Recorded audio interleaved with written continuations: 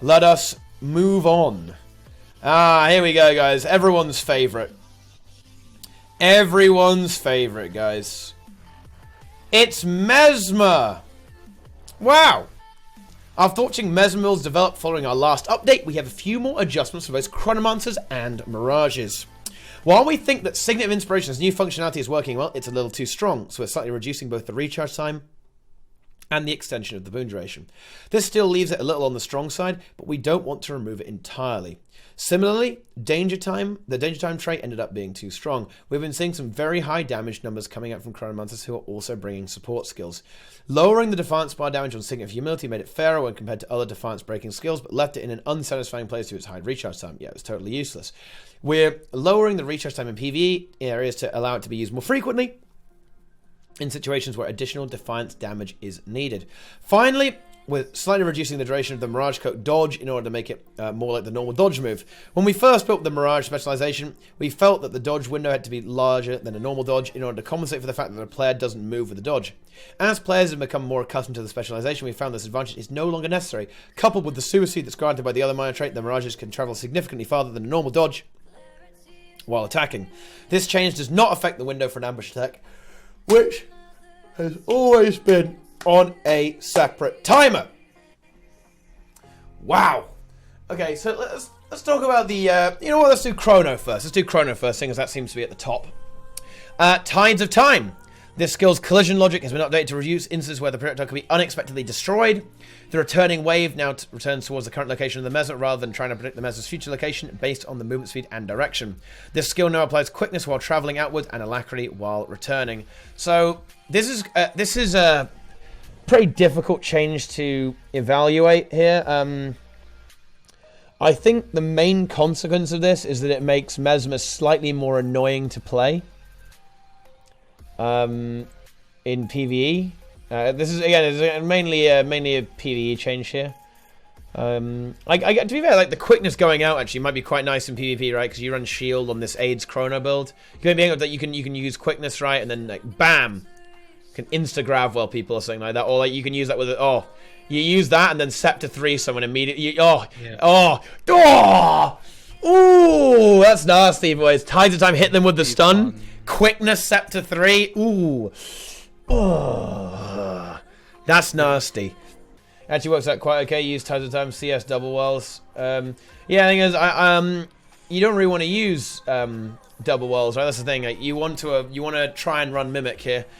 Mimic is, I think it's still going to be good, but if you're forced to run double wells, it'll be pretty sad. I think. I think it's a less interesting build to play. And less synergy, which is really unfortunate in my opinion. It makes Chrono more of a separate package, right? And that's pretty depressing. Mimic combination is really unfun if you... Yeah, I mean, Mimic is trash now if your other Chrono isn't good, right? It's just not... You're going to have a really, really unfortunate time trying to do that. It's going to be pretty bad. But anyway. This is... I think, technically, this even works out as maybe slightly more useful. It's going to make it a lot easier to upkeep quickness than before, right? Like, maybe you end up running... yeah, and because they buff the alacrity well as well, so you need even less boon duration now. Like, maybe you can end up running something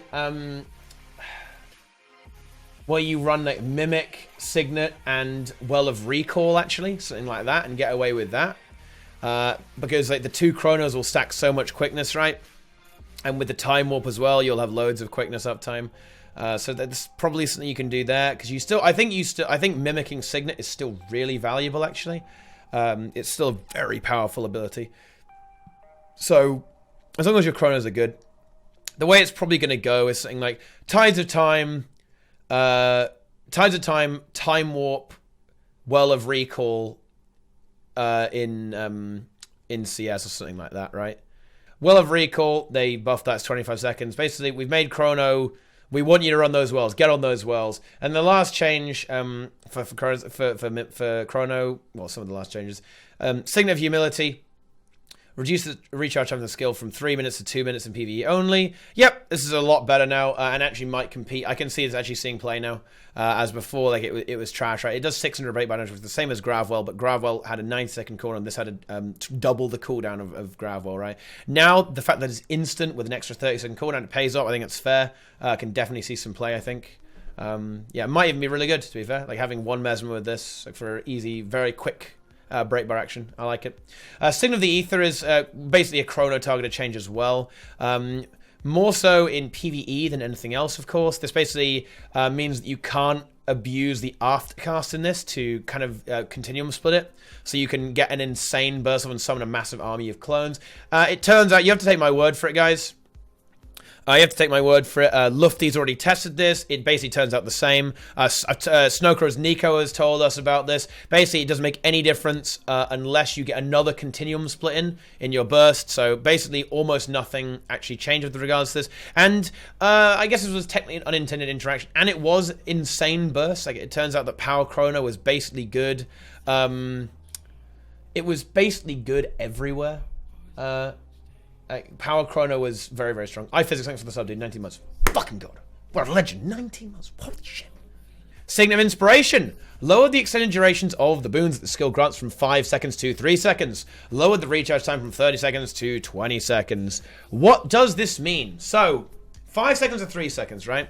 That's a pretty hefty nerf. That's 2 seconds less. Ow! Ouch! But hang on a minute. Lowered the recharge time from 30 seconds to 20 seconds? Hang on. What's going on there? So, previously, guys, using Signet of Inspiration had a 20-second cooldown, right? Because 30 seconds with Mesmer, with improved alacrity was 20 seconds. Okay? And you got 5 seconds of extra boons every 20 seconds. I'm not going to talk about cast times, guys, but reduce it a teeny tiny bit, right? We're just doing it for simplicity, making the numbers easier, right? So that's a 25% duration of boons, basically. That's 25%. Okay? But what's happened here? So 20 seconds now. So with alacrity, that's about 13 and a third seconds, right? Guess what that is. So let's see. So we get 3 seconds, okay, every 13 and a third seconds. Okay, right. So what's going on there then, right? Wait a minute. That's 22.5%. Huh. So they only nerfed it by 2.5%. Oh yeah, I guess Chrono's going to be fine. Basically, Chrono doesn't really get nerfed that much, just a teeny tiny bit. Like, arguably, with the Mimic change, it might even work out about the same. Like, you have to cast it more, so you get more cast times in, right?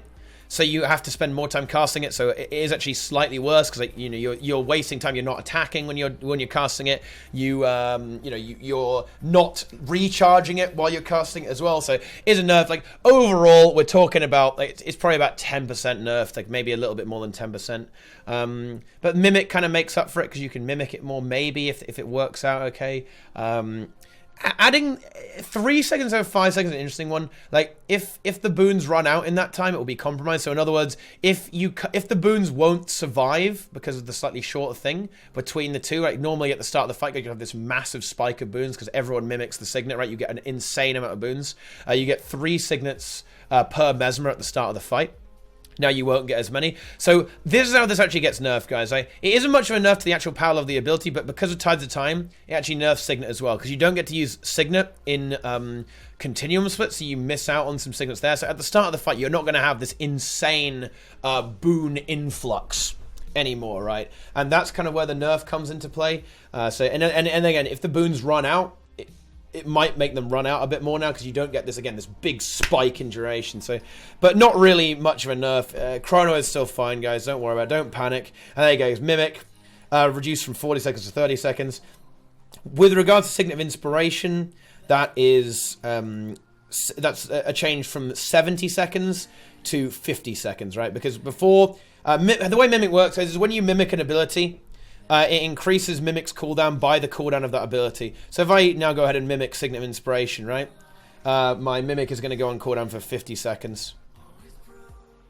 Well, and that's what I'd say about that, really. So again, like the cooldown is actually nerfed there, so means you do get to mimic, you get to use mimic more often. It's worth noting that's a bit of a buff in War for Sword as well. You can mimic Illusion of Life more. And another thing to know about Signet of Inspiration is that this is a fun one for PvP, because there's actually an incredibly obnoxious Chronomancer build right now that involves using the Signet trait for using a lot of invulns. And now that that cooldown is reduced to 20 seconds, well, you get more invulns than that, and the boon extension is less, so it means you can't get those big you won't get as much stability, I guess, and resistance, not quite as much as there, because it will be overall less duration. But still, the extra invuln is going to be pretty nice. You're going to decap yourself even faster now. It's going to be great.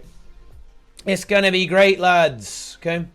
So anyway, the last change for Chrono is Danger Time. The bonus critical hit chances trait grants against slowed enemies is reduced from 30% to 50%. Now, again, this is very clearly a PvE focus change, and it's a bit of an odd one, really. Power Chrono didn't really need crit. It turns out that you only need an extra 1% to compensate for this change. Like, you need 16% crit to cap up. So you need to get like a teeny bit of Assassin's Gear. Someone crunched the numbers on this. It's about 1% DPS loss, like 1 or 2% DPS loss on Power Chrono or something like that. I guess it's a bit more now because we've lost Banner Precision, I suppose, right? I guess? Or was that factored into? I don't know. It's a slight DPS loss. But I think they're actually targeting support chronos with this trait. They want to make it so support chrono doesn't work.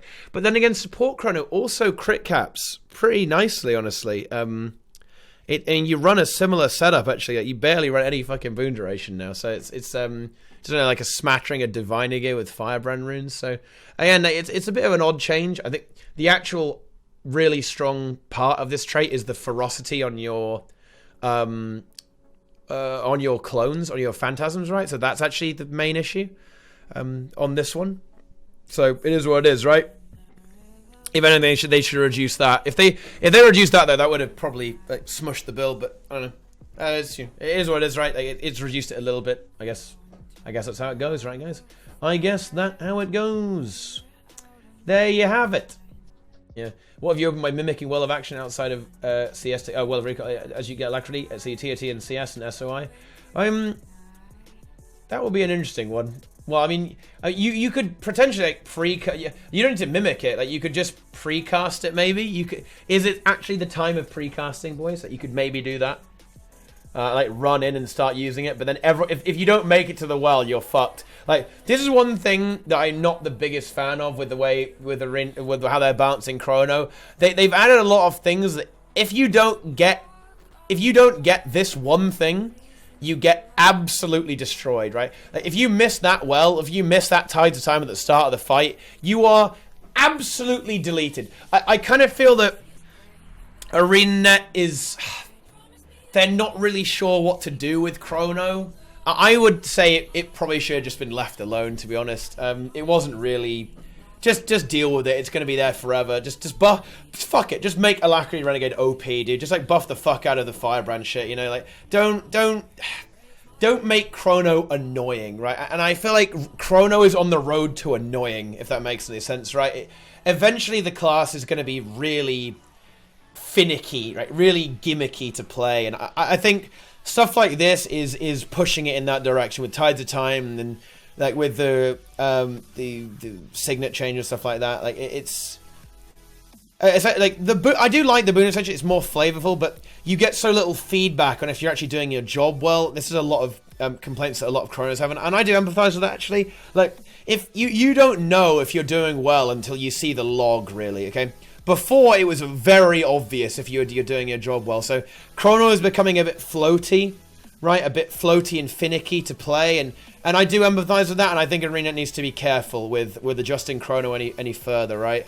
For that reason. Again, maybe a rework to Wells. Maybe if Wells were almost like the opposite way round. Like Pulse Alacrity, and they hit you with a big chill or something like that. And then maybe... again, Well of Action, Pulse Quickness, at the end it hits the enemy with a slow, something like that, to just like literally invert it. That would make it probably a lot less aids to play and less punishing as well. So, yeah, there you go. So that's it from Mirage, guys. Let's move on to here we go.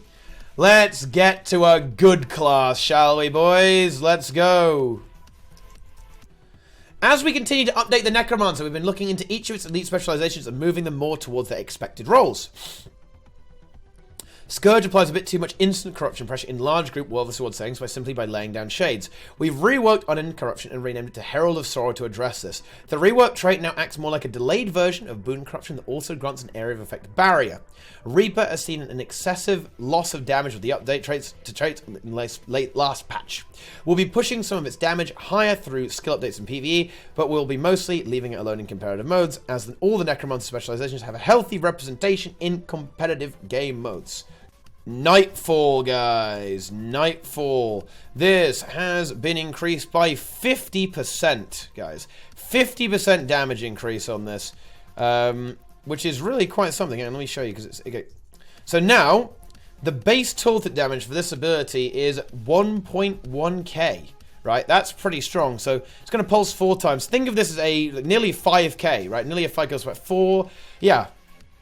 4.8k tooltip damage. For reference, Gravedigger is 3.3k. So this is like 1.5 Gravediggers almost, right? So quite strong, right, guys? Quite a strong ability to get used to, actually. So we have the big damage, okay, with all of this stuff. So Nightfall does a lot of damage. It's definitely a big-ass DPS increase. This already was a good skill to use. Now it's even better as well. And right off the bat, they just give a flat 5% DPS increase because they changed Cold Shoulder, which is this trait over here, from a 10% modifier to a 15% modifier against chilled foes. Okay, that's very easy to do. You basically apply perma-chill right off the bat. The chronos apply chill too with Well of Recall. There's chill all over the place. Basically, chill, easy peasy. Yeah, some really good changes to Power Reaper. I've heard it benches over 30k now, like 31k, and honestly, that puts it in the pretty okay zone. If you're doing 31k DPS, that's not bad. And bear in mind, guys, Power Reaper can really bring some quite nice utility as well. You're going to have Flesh Golem, you're going to have nice CC there, so it's really, it is pretty good actually. I think you did take Shadow Fiend as well or something. So yeah, I think Power Reaper is in a good spot right now. Finally, you could maybe push it up a little bit. So then, they also buffed the Reaper Shouts here as well. You're all weaklings, reduce the recharge on the skill from 30 seconds to 25 seconds, increase the damage by 40%. Nothing can save you, reduce the recharge on the skill from 25 seconds to 20 seconds, increase the damage by 40% as well. Now, let's talk about this. I don't really know what they were trying to do with this change. I like the reduction cooldown, that's good, that's definitely good, to make them more competitive. Will they see more? Will these really see play in PvP? I don't think so. As I said on Power Reaper, you run a lot of Spectrals right now because the mobility is very strong, and I don't think that's going to change really. But they are pretty good, right? The Nothing Can Save You is quite a strong one. Like the AoE boon removal and the unblockable is quite nice with the cooldown reduction. But the damage increase is quite funny actually. So basically, they do 400 power damage, right? 400 tool damage. Basically, it was increased a fair bit, right? But they never really did that much damage anyway. So the damage increase is mostly negligible, really. It's mostly focused on the.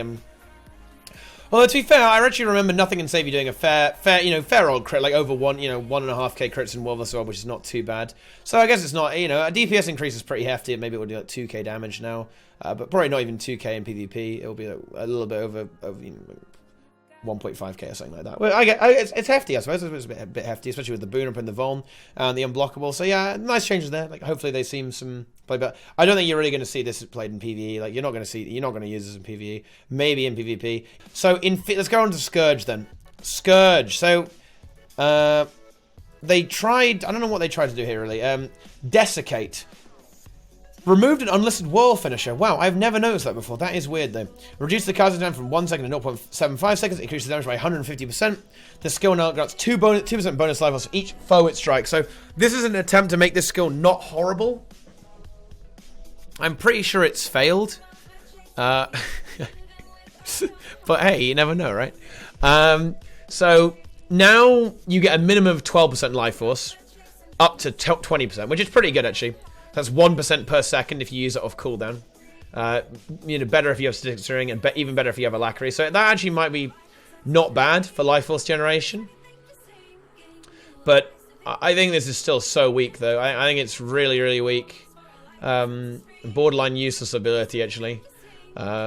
It sucks. Like 5 might for 8 seconds. I mean, wow. On 5 targets. I mean, in a world where you have Druid and Heal Ellie, like, this sucks.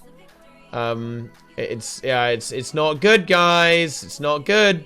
I guess you can use it to proc statistic steering, but I don't think this is going to see play in PvP or World vs. World or PvE. Still, it needs more. To be honest, guys, I would love to see some of these punishments fully reworked. Maybe make them more supportive. So really kind of double down on the might here. Maybe make it pulse, desiccate pulse might or something. Or maybe make it 10 target, or maybe make a trait that makes the punishments 10 target as well.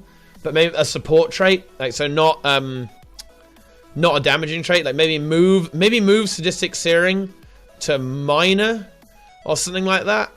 Oh no, that would nerf Scourge and PVE. I don't know. I'd have to think about it. And finally, the extra spicy one, guys. Are you ready for the spice? Are you guys ready for the spice? Okay. Herald of Sorrow. Okay. What does this do? This trait has been reworked and renamed Herald of Sorrow because it used to be Unending Corruption. So what this trait used to do, guys, is it would cause, whenever you put the shade, it corrupts a boon. The shade corrupts a boon, basically, when you place it down. Which is a strong effect, a very strong effect, to be fair. But what does it do now? Okay. Equipping this trait turns Desert Shroud into Harbinger Shroud, which removes the pulsing height to Desert Shroud, and instead shifts it into a single detonation after a 3-second delay. This trait deals damage, corruption, and conditions in one strike while providing barrier to allies within the vicinity. Now, one unlisted change is that it actually reduces the cost of the ability as well.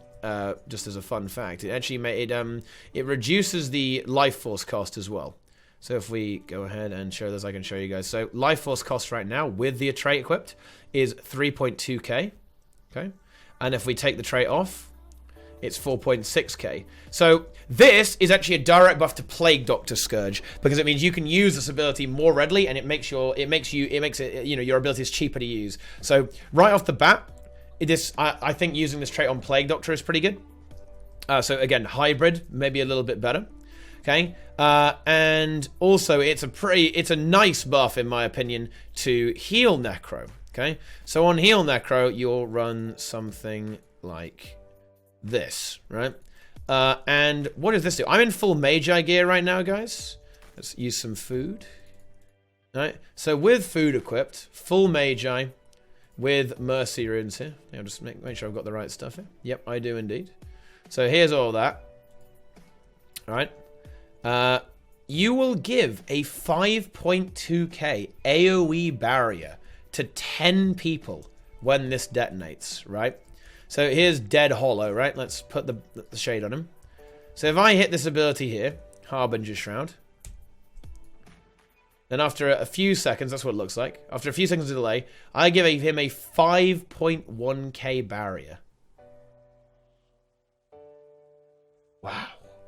So that is really strong, right?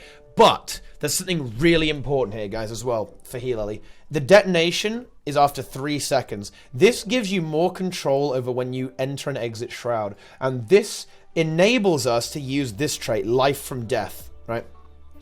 Previously, we used the Lifesteal. But now, I think it's really strong to use Life from Death. Because after 3 seconds, right, you apply this barrier, okay, but you're also going to proc this res effect as well and the healing effect, right, which is better than having to wait 7 seconds before you get this proc, right? So in other words, if I see, oh, okay, right, this guy is going to go down, he's downstate, right? Okay, what I can do is hit my F5, start running over to him. By the time I get here, this is going to proc and apply a 10% revive to all the targets. So suppose there's a bunch of downstate guys about the place, right? Okay, I know that I'll be able to get over there and precast this and then res people with that. And also, it's a very strong heal as well, guys. Like, it's a 5 target, 4k heal roughly with all my healing modifiers on as well. So that actually gives some much needed healing to this build. So in other words, when you leave Shroud, everyone around you gets hit. You heal for 20k, right? You heal a good chunk of healing, right, as well. And you can use spam this as well, guys. 17-second cooldown. It's a short cooldown.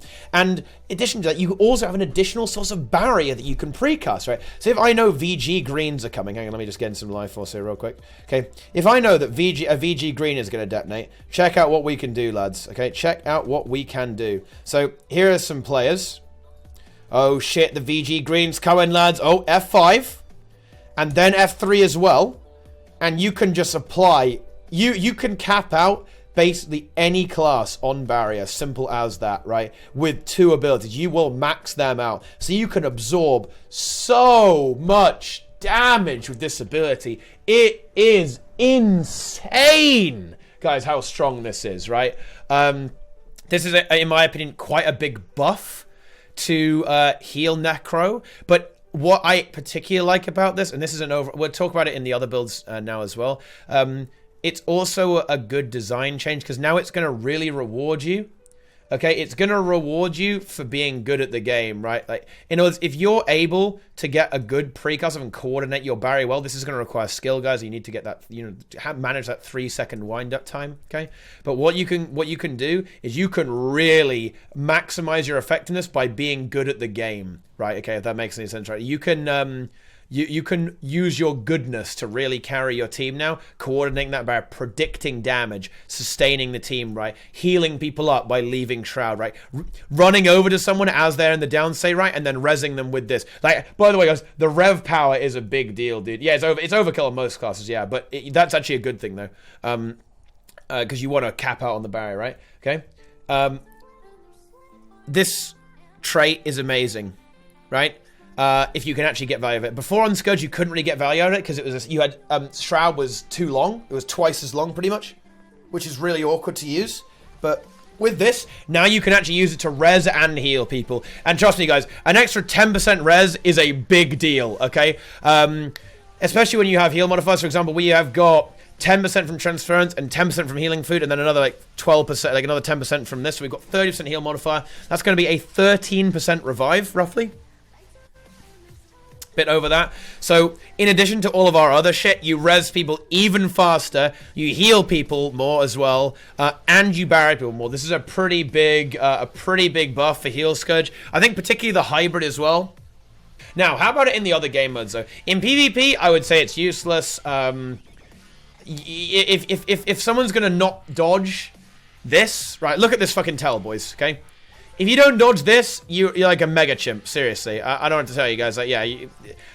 So in PvP, this is technically a nerf, although actually it's not that much of a nerf, guys. And why is that? Okay, because to be frank, a lot of Scourges had actually already moved away from running Unending Corruption and moved over to Sadistic Searing for additional damage anyway, right? Okay, so whether it's because boons are slightly less prevalent now because of all the Firebrand nerfs, right, and stuff like that, then a lot of Scourges are already actually running Sadistic Searing, guys, okay? Giving you lower cooldowns on Portal, on Trail of Anguish, stuff like that, okay? Of course, on Breach as well, which is obviously a very key ability. So in other words, focusing on that burning spike anyway, so it doesn't really affect PvP that much because this is already a very popular pick.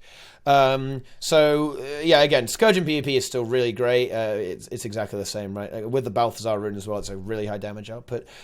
Anyway, so in World vs. World, this is pretty scary. This is worrying, right? Because it might be a bit more difficult to dodge, right? Although it is a bit slow, though. It is slow, so it might be difficult to pull off, very difficult to execute. So maybe if you get good at it, you can land it. I don't think losing that corrupt is not the end of the world anyway. You're not that sad about it. Okay?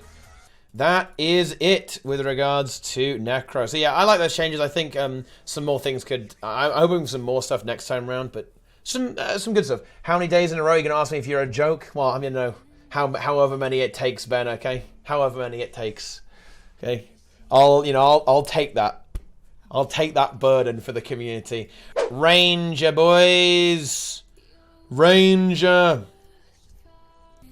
In our last balance update, we made a few changes to Nature's Vengeance to tweak the boons provided by each spirit.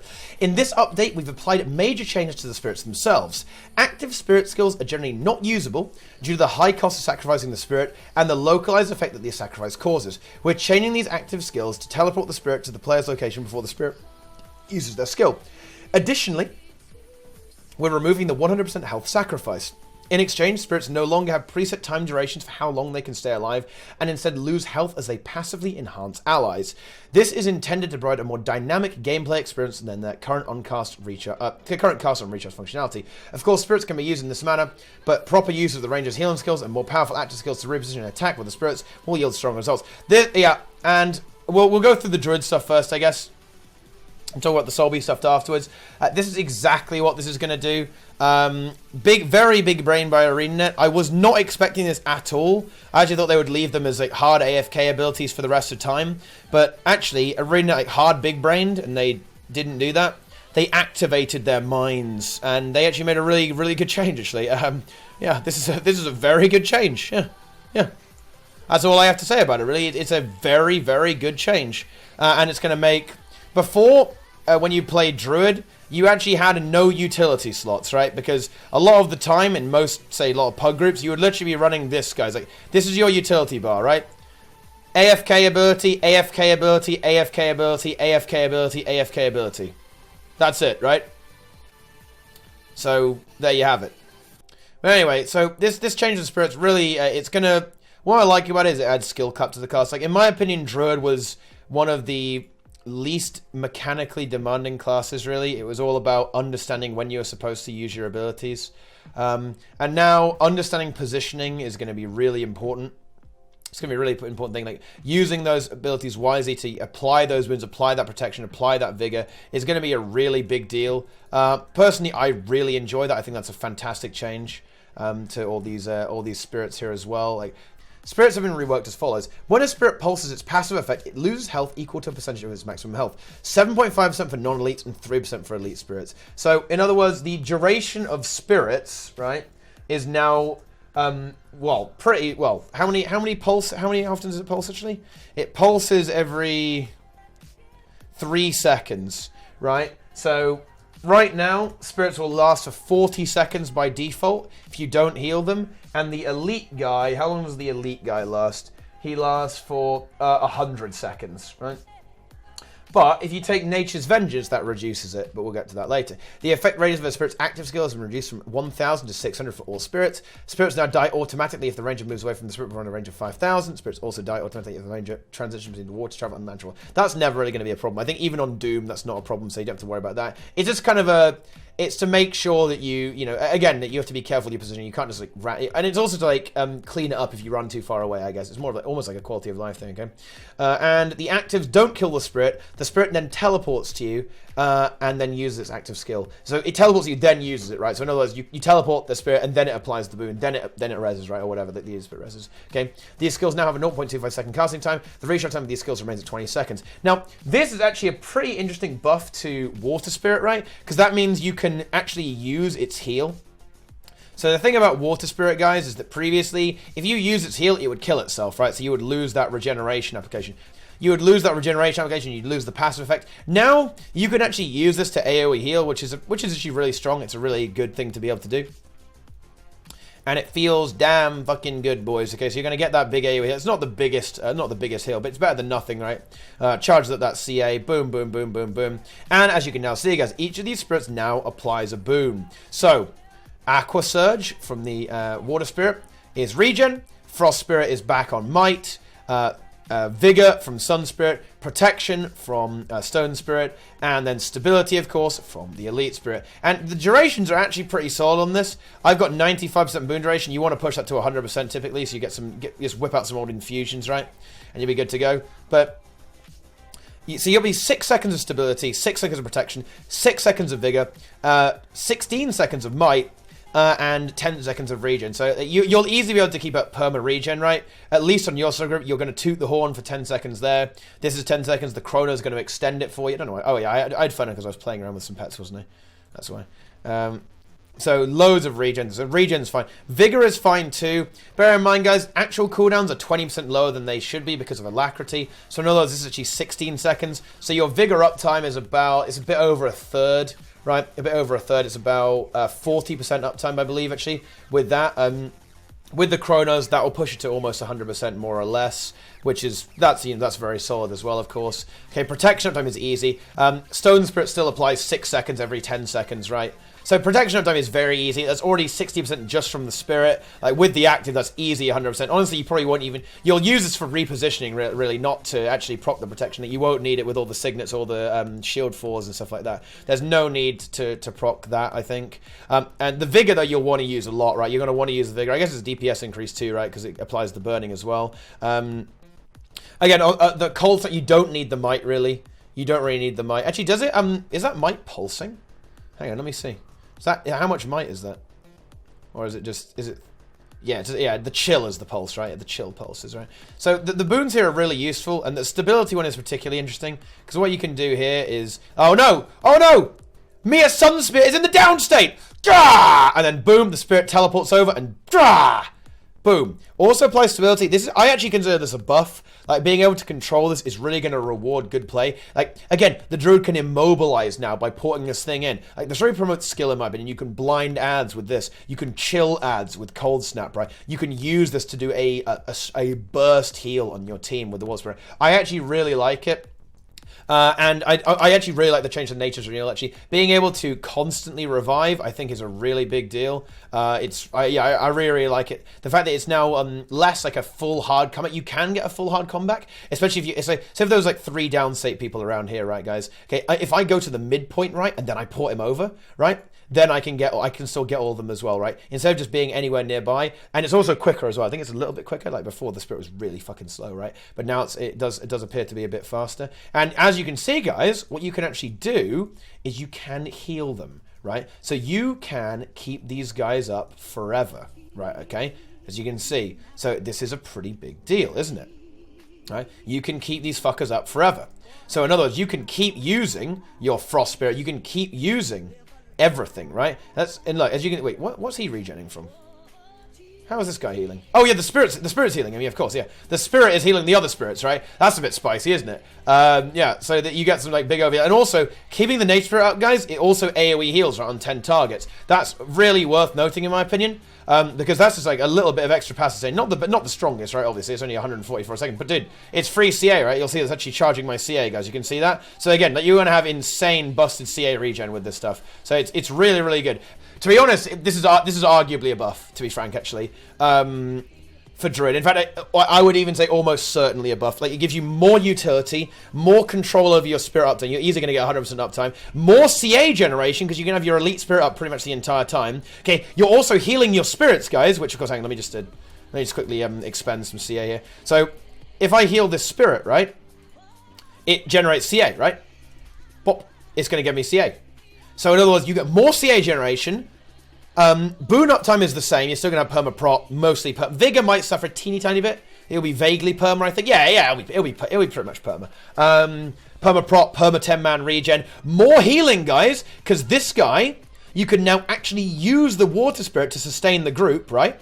Okay, as well, which is a big deal. Because that is, normally you couldn't do that, but now you can, and it's again a fairly decent healing skill. Give a fairly decent AOE heal just to get more CA, just top people off, that sort of thing. Good ability, guys. It's a very good ability. Nature's Vengeance. So this is a pretty important trait for Druid now, and it's part of that skill cap we were talking about, like the way it applies boons. Basically, the spirit activated skills are a larger area, so from 240 to what was it? It's Yeah, from 240 to 360. Yeah, from 240 to 360 is what it is. So again, that's essential if you want to apply those boons there. 360 is a decent radius. That's a time warp radius, so pretty consistent, very easy to use there. But that's where you get that boon access. And again, it's skill-based. You're going to have to reposition. Yeah, you need to reposition, like think about where you're using it, use the abilities correctly, put them near the boss so you can heal them, put them near the player so you can apply the boons to them.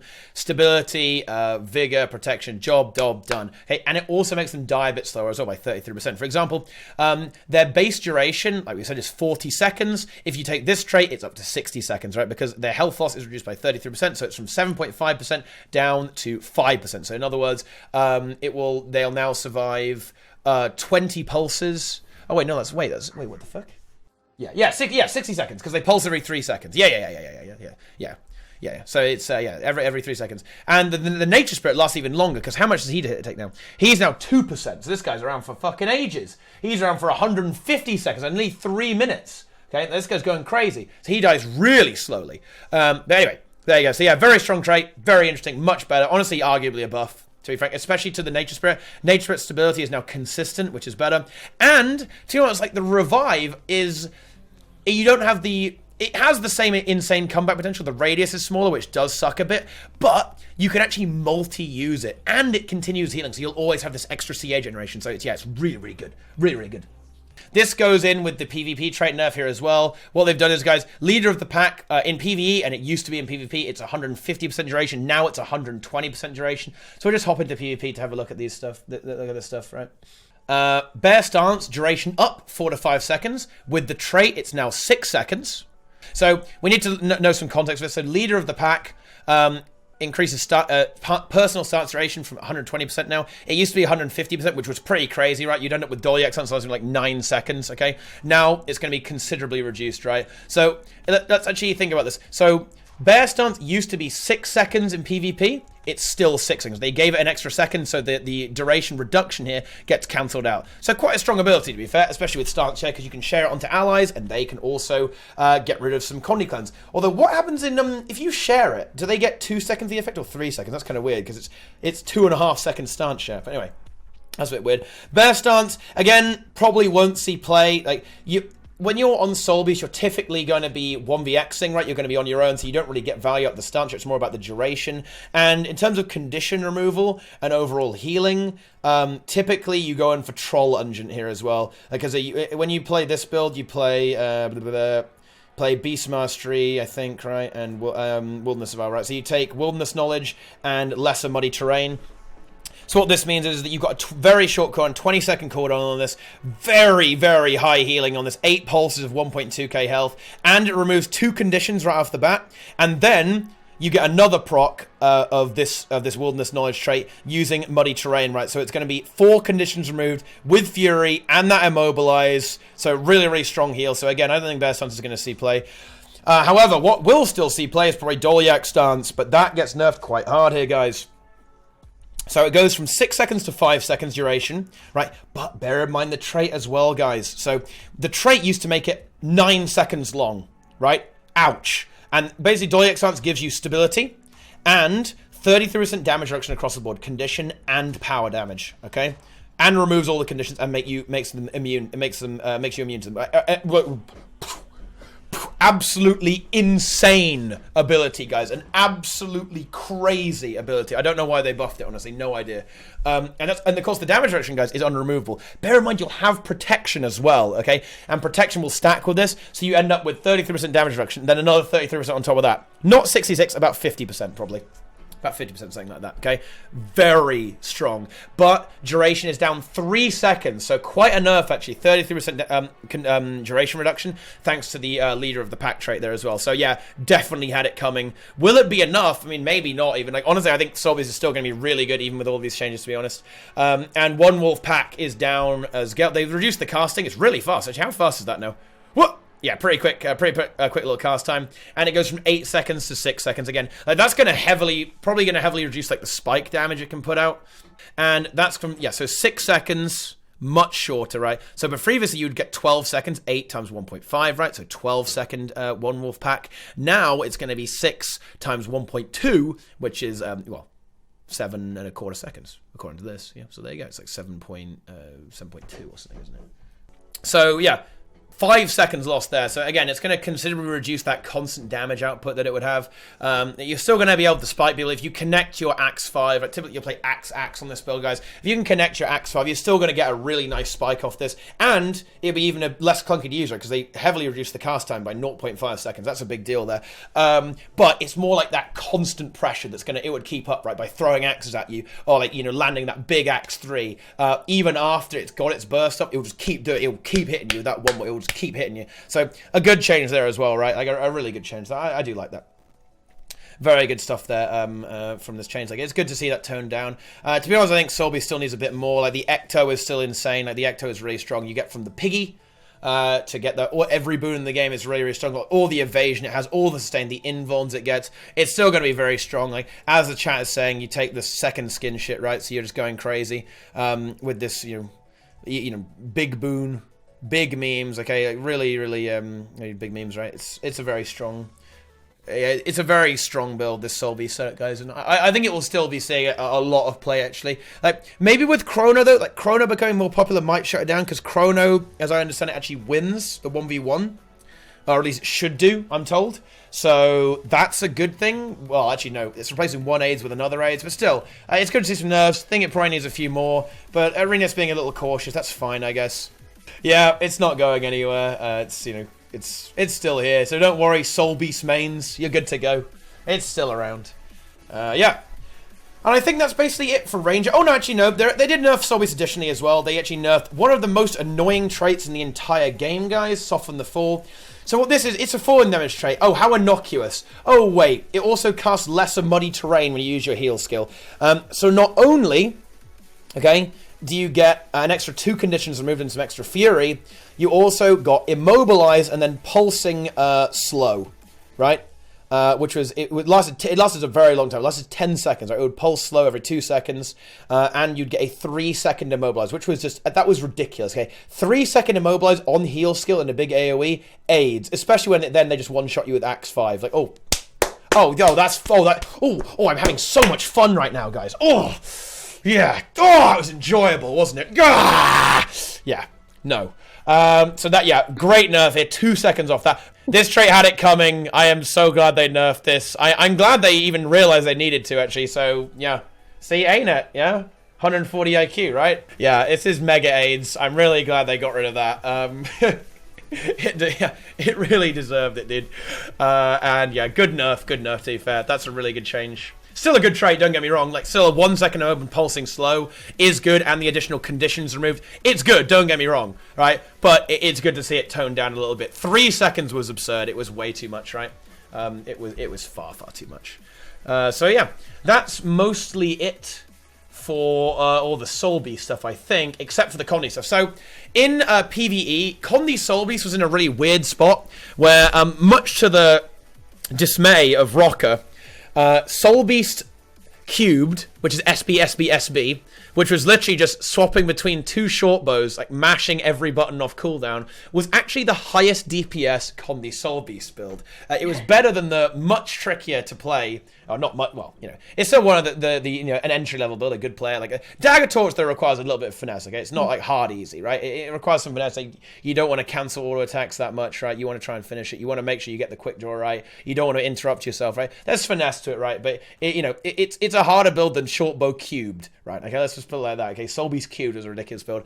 But now, finally, we're going to see more DPS, more damage on the Dagger Torch build with the short bow and the swap and quick draw.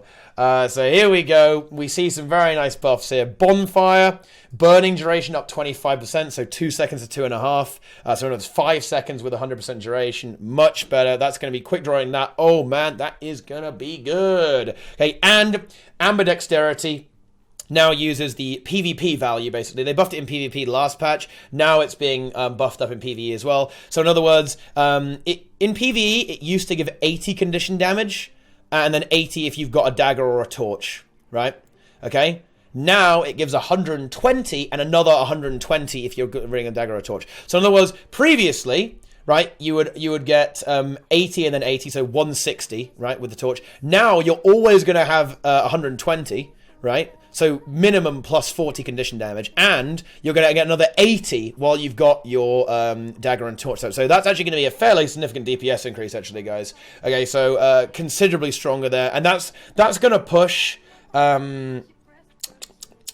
Yeah, that's going to push Dagger Torch over the other build. It already technically was because of confusion from the Iboga, but now it's going to be a very strong build. This is also a buff, as I was saying, actually, we were talking about this earlier, right? The hybrid build, the hybrid Condi Soulbeast will also benefit from this, or the Power Soulbeast, right? This will also benefit from this. Why is it the Power Soulbeast never gets mentioned? It's so interesting for a regular Condi Soulbeast to go to. Well, no, it's like Power Soulbeast is just in a good spot. It's fine, right?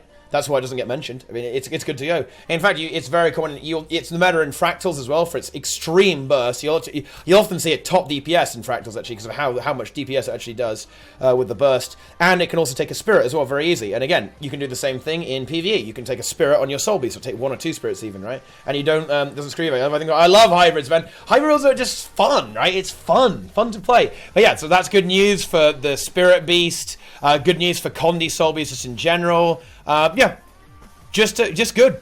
Just a good change.